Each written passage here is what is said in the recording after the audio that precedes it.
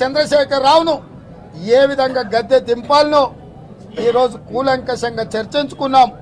Congress party తరఫున ఖమ్మం జిల్లా ముఖ్యమైన నాయకులను ఈ రోజు రావాలని వారిని ఆహ్వానించాం.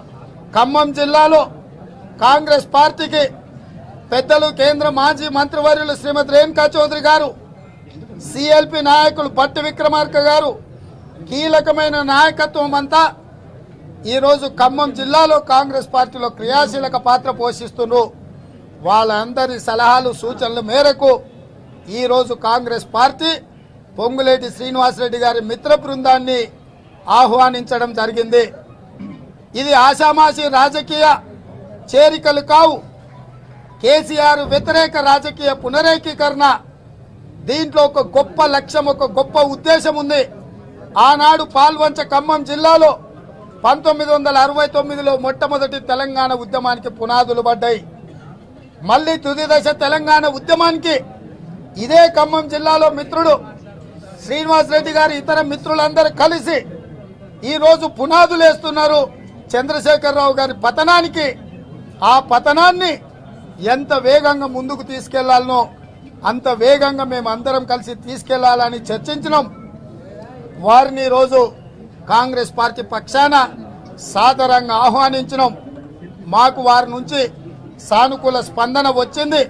తొందరలోనే శ్రీ మల్లికార్జున్ ఖర్గే గారు, ఏఐసిసి అధ్యక్షులు శ్రీ రాహుల్ గాంధీ గారు, శ్రీమతి సోనియా గాంధీ గారిని ఢిల్లీకి వెళ్లి కలిసి ఈ తెలంగాణలో జరుగుతున్న రాజకీయ పరిణామాలను అన్నింటినీ వివరించి వారిని కలిసి వారి ఆశీస్సులు తీసుకొని ఖమ్మం జిల్లాలో పెద్ద ఎత్తున భారీ బహిరంగ సభ పెట్టి కని విని ఎరగని రీతిలో ఖమ్మం జిల్లాలో జరగబోయే భారీ బహిరంగ సభ చంద్రశేఖరరావు అధికారానికి చివరి రోజు ఆ వేదిక మీద నుంచే చంద్రశేఖరరావును పాతాళంలో పాతి పెట్టడానికి ప్రజలందరూ సిద్ధమై ఆ యుద్ధంలో భాగస్వాములు కావడానికి మేము వారికి విజ్ఞప్తి చేసినాం.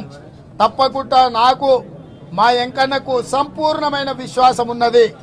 ఈ పోరాటంలో ప్రజలు విజయం సాధిస్తారు. ఇది 4 కోట్ల ప్రజలు, కేసీఆర్ కుటుంబంలో 4 వ్యక్తుల మధ్య జరుగుతున్న పోరాటం.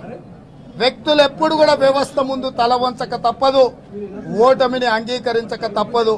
తప్పకుండా ఈ చేరిక, ఈ కలయిక తెలంగాణకు ఒక ఉజ్వల భవిష్యత్తును అందించడానికి, ఒక మహా రాజకీయ సందేశాన్ని ఇవ్వడానికి ఉపయోగపడుతుందని నేను సంపూర్ణంగా విశ్వసిస్తున్నా. మీడియా మిత్రులందరూ కూడా విజ్ఞప్తి చేస్తున్నా. అటు ఖమ్మం జిల్లా, ఇటు మహబూబ్ నగర్ జిల్లాలో ఒక దగ్గర సిఎల్పి నాయకుడు ఉన్నాడు, ఇంకొక దగ్గర పిసిసి ప్రెసిడెంట్ ఉన్నాడు. ఆ మధ్యలో వారధిగా మా నల్లగొండ జిల్లా ఉన్నది. కృష్ణా పరివాహక ప్రాంతం మొత్తం ఈనాడు కాంగ్రెస్ పార్టీకి అండగా నిలబడడానికి సిద్ధంగా ఉంది. ఈ ఒక మంచి సంకల్పాన్ని మీరందరూ, పెద్దలందరూ, తెలంగాణ సమాజంలో కవులు, కళాకారులు, సిద్ధాంతకర్తలు, ప్రజా సంఘాలు, పౌర హక్కుల సంఘాలకు సంబంధించిన వాళ్ళు ఆశీర్వదించండి. ఈ రోజు పరితగించిన ప్రభుత్వం ప్రొఫెసర్ హరగోపాల్ మీద, విమలక్క మీద, అమర్ లాంటి ఉద్యమకారుల మీద కూడా ఇవాళ ఉపా చట్టాలను ప్రయోగించే పరిస్థితి వచ్చింది. కాబట్టి విమలక్క మీద పెట్టిన ఉపా